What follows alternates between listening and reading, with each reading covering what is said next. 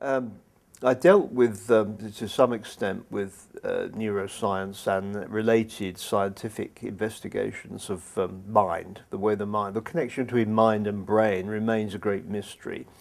And it's the uh, subject, really, of the novel as a form, consciousness, human consciousness. The novel has rendered the interior mind, the feelings and sensations and thoughts of people more fully and precisely than any other literary form. Neuroscience is taking a completely different method to try and explain, represent the same process. They're entirely different, really. They're complementary. They don't really rival each other because they're not really answering the same question. Somebody said that any human experience is too rich for any scientific description to be adequate to it, and I think that's true. What science can do is produce general laws, general principles which explain mechanisms.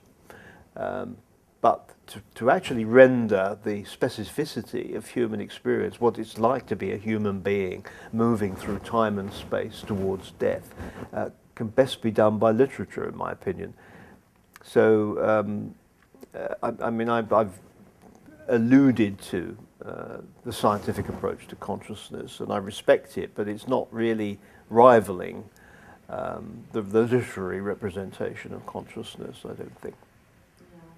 There is a certain area of the brain which is associated with religious experience and has been called the God module.